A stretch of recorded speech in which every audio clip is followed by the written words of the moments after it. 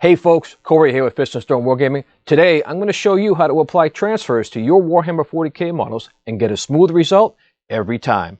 Yes, even with those pesky Space Marine shoulder pads.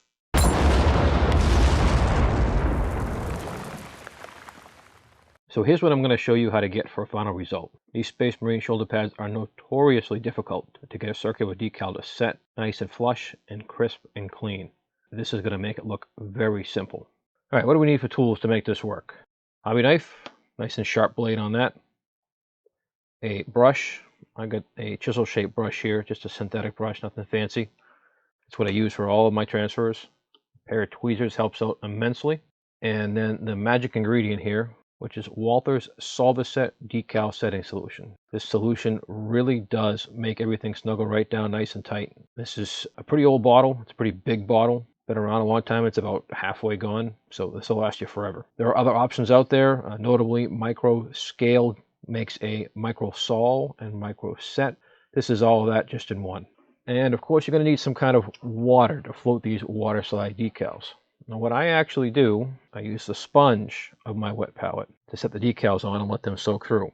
You could put them in a little pool of water, a little cup of water too, but I like the sponge better because the decal won't float away on you. The idea is to separate the backing from the decal, just to soak the backing through. So by letting it soak through the sponge, the decal won't go anywhere. And then of course you need some transfers. You can kind of see on these, the decal carrier or the film, you can kind of see it on that V right there, barely is larger than the actual decal itself. And that's a good thing. That makes these very, very easy to apply. You can cut them out with a lot of room around the edges and not have to worry about a place to grip. Some of the older transfer sheets, if you have some older kits or you pick something up off of eBay, might have a larger carrier or could even be printed entirely on a sheet of decal paper. In that case, you're going to want to cut the transfer out very, very close to what you actually want to keep. But we don't have to worry about that here in this case. So first step here, we'll start out with, we'll grab our hobby knife. I'm going to cut out my Imperial Fists symbol first. So that'll be one shoulder pad. I'm going to put this right on the sponge. These guys are elites, the Bladeguard Veterans. So I'm going to cut out an elite symbol. Again, I'll go right to the sponge with it. I don't have to worry about those floating away.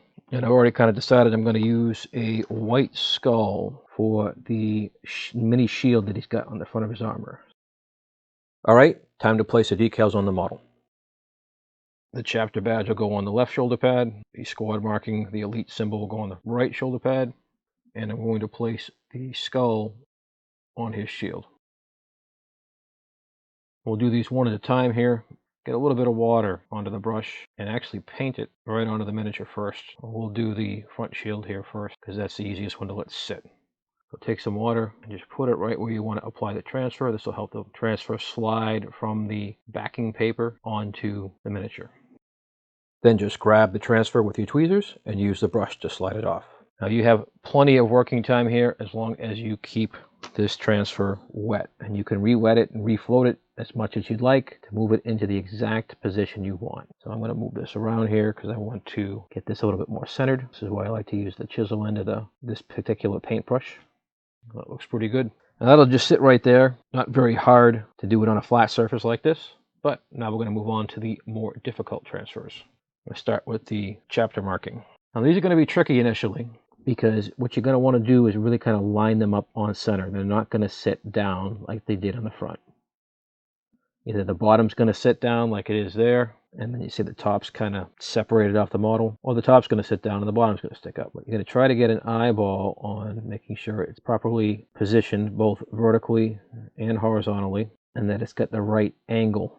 The base of the gauntlet there should be parallel at the top of the shoulder pad. So that looks about right for where this guy's supposed to be. I'm going to leave that right there and let that start to dry, let the water kind of evaporate, because when we come in with the Solvaset, that'll set that all right back down. I'm going to do the same thing on the other side with the elite symbol, and then we'll come back.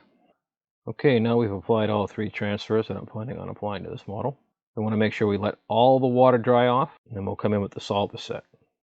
Okay, the Solvaset comes with its own applicator here, which I do like to use. And I like to kind of almost stipple.